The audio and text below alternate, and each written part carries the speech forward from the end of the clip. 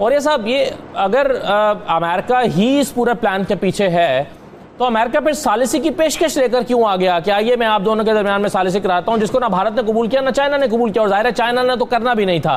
तो ये अब इंटेंशंस क्या है अमेरिका की इस नई ऑफर के पीछे? देखें, 2005 में जब दूसरी दफा जॉर्ज डब्ल्यू बुश ने इलेक्शन जीता है तो वॉर एंड टेरर के ऊपर इन्वेस्टमेंट बहुत ज्यादा हो गई हुई थी। तो जॉर्ज डब्ल्यू बुश ने स्टेट ऑफ द यूनियन के उसमें तकरीब में एड्रेस करते हुए कहा था, we are not complacent enough that we should not consider the threats of Indian and Chinese economy, and the Indian economy is more a threat to us because the Indian education system is well in place। एक तो ये देख लीजिएगा। दूसरा ये था कि जिस वक्त 2008 की मुकम्मल तौर पर तबाही बर्बादी हुई है, $700 बिलियन मांगे हैं वॉल स्ट्रीट ने, तो रैंड कॉर्पोरेशन को एक रिपोर्ट बनाई गई थी और कहा गया था कि बताएं हमें क्या करें। तो उन्होंने ये कहा था कि $1400 अरब भी आग दे दें तो ये उठने वाला नहीं, ये बुलबुला फट चुका है, इकोनॉमिक बुलबुला, ये बहुत बुरा होगा।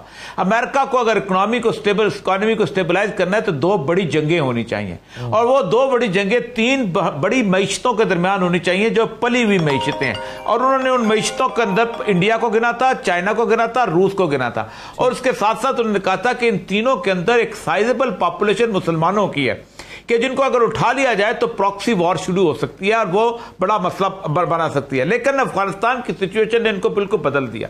इसकी बुनियाद पे 2010 में हेनरी क्लिंटन ने एक आर्टिकल लिखा था फॉरेन पॉलिसी में, where we are going to invest our next 10 years, और उसने कहा था the people who believe that the strength of America lies inside America are fools, strength of America lies outside America। हम containment of China कहेंगे। सितंबर 2019 में pentagon की फार east Asian strategy आई है जिसमें पार्टनर डिसाइड हुए हैं, उसमें इंडिया एक बहुत बड़ा पार्टनर है। उन्होंने कहा है कि जब तक हम इस सारी सूरत हाल के अंदर चाइना को कंटेन नहीं करते हम कुछ नहीं कर सकते। 3,70,000 के करीब अफवाज जो हैं इस वक्त इंडिया अमेरिका की वहां खड़ी हैं। अब उन्होंने इंडिया के अंदर आप अंदाजा करें 205 की स्ट्रेटेजी बनी है। उसके बाद उन्होंने पूरे कॉर्पोरेट पैसे से नरेंद्र मोदी को जिताया है, पूरा हिंदुत्व का वो तस्वर उभारा है, और उस हिंदुत्व के तस्वर के अंदर उन्होंने उनको बना दिया है कि अब हमने लड़ना है। इस वक्त लद्दाख की टेरिटरी है ना, ये बड़ी अजीबोगरीब टेरिटरी। लद्दाख से पहले एक चीज मुझे जरा समझा दीजिए, दोनों में से एक ही चीज कर सकता है ना अमेरिका, या तो अमेरिका चाइना के खिलाफ इंडिया की पुष्टपनाही करके उसको अपने मकासद के लिए इस्तेमाल कर सकता है, या फिर ये कर सकता है कि दोनों को लड़ाकर यानी इंडिया को जंग में धकेलकर पैसे कमा सकता है अपने हथियारों के जरिए। दोनों चीजें बैक वक्त तो नहीं कर सकता अमेरिका। नहीं, देखें मसला सला ये होगा कि इस वक्त चूंकि चाइना एट वॉर तो है और चाइना की इकोनॉमिक कमर तो टूटने की सूरत हाल होगी। इसमें एक बड़ा अजीबोगरीब है, अगर ये वॉर जोन बन जाता है ये लद्दाख का इलाका तो चाइना का सीपैक अगले कई सालों तक खत्म हो गया ना। आप बेशक सुलह करवा लें, कुछ करा लें, तोपें खड़ी रहेंगी, ये खड़ा होगा। देखिए मैं सीपैक के तो मैं लद्दाख की टेरिटरी बताऊं आपको, 1842 के अंदर रंजीत सिंह जो था उसने यहां पर एंटर हुआ था, और चांग का शेख से बाप होता था, उसने उस वक्त उनको पीछे भगा दिया था और वादी लेह पे कब्जा कर लिया था। फिर उसके बाद हुआ जाता है जब अंग्रेज आए तो अंग्रेजों के जमाने में ये पूरा इलाका जो था इंसर्जेंसी चल रही थी, वो इज्जत बेग जो था वो उसने मूवमेंट चलाई हुई थी, मुसलमानों ने लैदा हो गए हुए थे, तो उन्होंने जॉनसन लाइन बना दी थी 1945 तक ये रही ऐसी चीज, और चाइना को नहीं पता था, जाहिर बात है वहां इंसर्जेंसी चल रही। जैसे ही मौदतुंग जीता है उसने वो लिया है अपना चांगकाई शेख से इक़्तिदार लिया है, उन्होंने 11 साल लगा के रोड बनाई है और उस रोड का इंडिया को पता नहीं चला। 1949 में नेहरू ने कहा ये तुम क्या कर रहे हो, ये तो हमारी टेरिटरी है। उस पर 1965 ने जाके चाइना ने हमला किया था और 37,000 स्क्वायर किलोमीटर अक्सई चीन का इलाका कब्जा कर लिया था इसका और उसके ऊपर अपने नक्शे में जाहिर कर दिया था। चाइना का अपना नक्शा चल रहा है, ये वो इलाका है जो बेआबाद है, लेकिन इस इलाके में अगर जंग शुरू हो जाए तो आप सोचें कि पाकिस्तान का सीपैक जो है वो उसी तरह है जैसे कारगिल पे आप जाके बैठ गए थे और मसला बंद हो गया था। दूसरा डिस्प्यूट है सिक्किम का। सिक्किम का डिस्प्यूट ज्यादा अहम है। सिक्किम का डिस्प्यूट ये है कि ऊपर एक है चिकन नेस्ट वो जिसे कहते हैं बांग्लादेश के ऊपर एक 16 मील की पट्टी है, वो पट्टी अगर चाइना की तोपें वहां खड़ी हो जाए तो 7 रियासतें इंडिया की ऐसी हैं, त्रिपुरा है, मिजोरम है, नागालैंड है, सिक्किम है, जहां आजादी की मूवमेंट चली है, वो कट जाती हैं और वहां पर इस वक्त फटा शुरू हुआ है। नेपाल ने कहा है कि देखो हम गोरखे थे, हमारी वजह से तुम्हारी फौज चलती थी, अब पीछे हट जाओ, हम पीछे हट जाओ। वहां एक और सिचुएशन बन गई है।